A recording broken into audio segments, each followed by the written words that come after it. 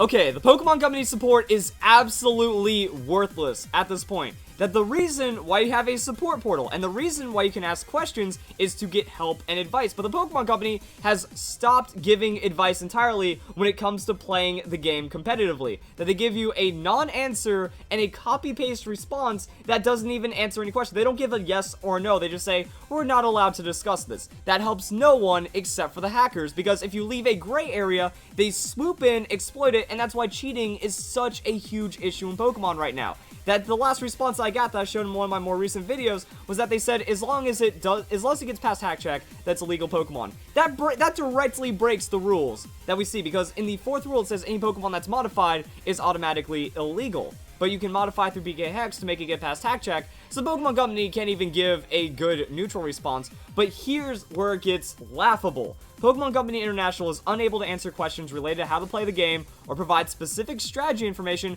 as it may confer an unfair advantage to the player.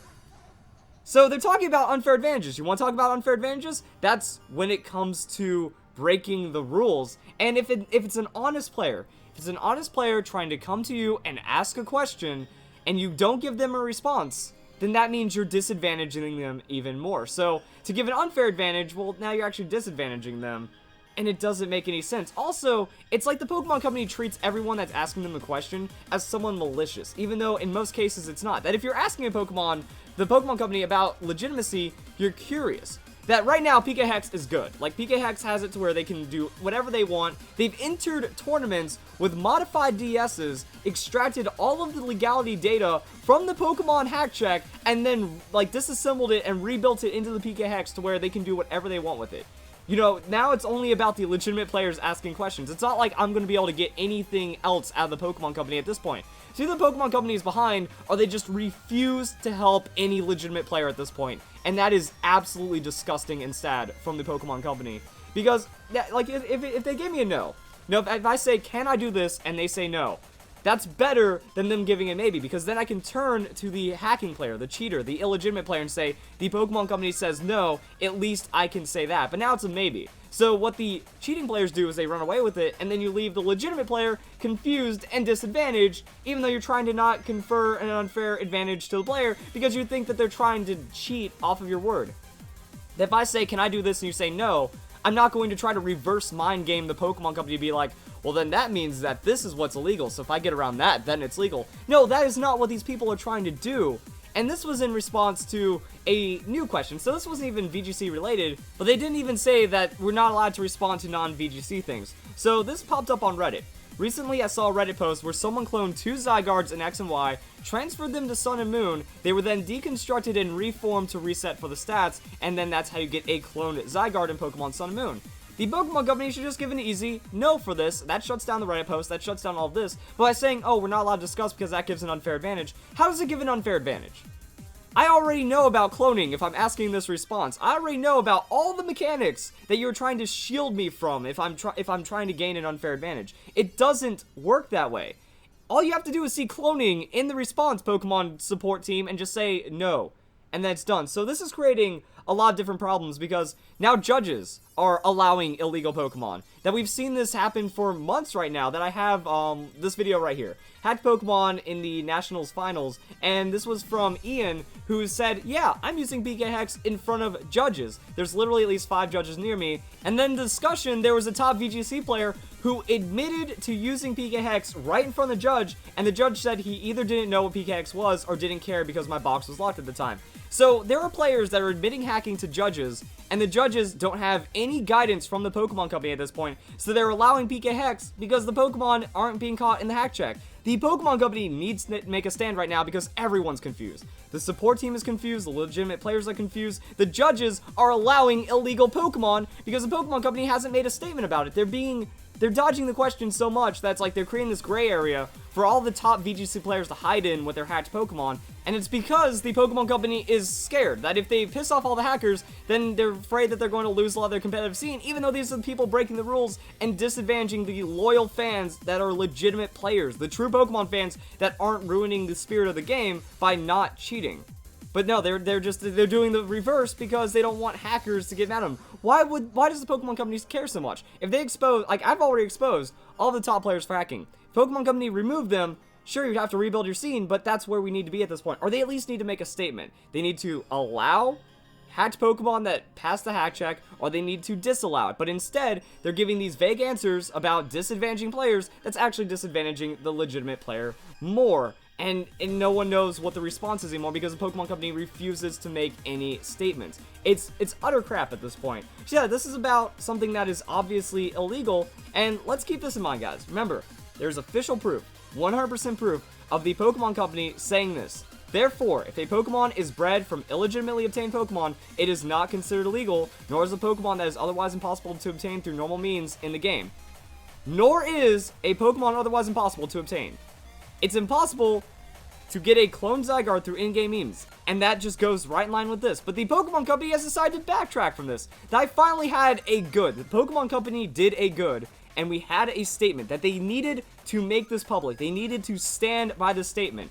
Instead, this got a lot of hate, more dislikes than likes. So it's even worse to see a majority of dislikes on a channel that favors being a positive force for legitimacy in the community. That these are about all the players that we're going to find that are supporting legitimacy, and then not everyone in the hacking community will care to come to my channel for my talks and rants about all of this. So, the Pokemon Company, I guess, felt that this was backlash for giving an honest response about Pokemon legality that finally makes a definitive statement. But it pissed off too many people, and now the Pokemon Company is deciding to be impartial and hurting all of this. That this was good. Pokemon Company needed to stand behind something like this because it fixes all of the legality issues. Pika Hex, that's rule number 4, but now they just changed it. That the other response I got saying that you can allow it, they break their own rules to please the hackers, and then they don't say that hacking's okay. Why? Because Daddy Nintendo. Pokemon doesn't want to piss off Nintendo because Nintendo still has a bit of control over the Pokemon Company, and they don't want their consoles being modded. They don't want the piracy. That Nintendo is really against piracy. They're really against content stealing, and they do not want homebrew to exist at all, even though that there's a lot of people that are actively pursuing homebrew. But overall, so the Pokemon Company, they can't say we allow hacking because then Nintendo gets pissed. But then they can't say that we don't allow hacking because they lose all of their competitive players. So the Pokemon Company has backed themselves into a corner by refusing to tackle these issues head on about Pokemon legitimacy. So the Pokemon Company goes, we don't know, we're not allowed to say anything. So yeah, there we go. So all the legitimate players are getting disadvantaged. The hacking players are going to gain more advantage off of this. And then the Pokemon Company can't say anything about it because Nintendo will get mad at them. So that's super messed up. And it gets even worse from here. So right here, we have proof from the Pokemon Company. Says it right there. It's even a real question number. It's a real response from the Pokemon Company. And this is another confusion. That we have some support members that are good, honest support members. And unless this guy got punished for giving the proper response, everyone else is now just giving, like, we can't say anything. You know, it's about strategy. It's about, it's unfairly helping the player or unfairly creating a disadvantage, even though you already know all the information. So this is going back to that confusion. But here we have the proof right here. So on Reddit Pokemon Trades, the quote-unquote legitimate place for Pokemon trading, they're actively allowing illegal Pokemon, and they're making some very strange rulings. So now the mods of Pokemon Trades are also getting really lax on Pokemon legality, and they're allowing hacking to a certain extent, because they don't care anymore. The Pokemon Company doesn't care, they don't care. So all of the pillars of legitimacy are now crumbling, and no one cares anymore. So this came off of Pokemon Trades, and kind of snowballed the whole issue.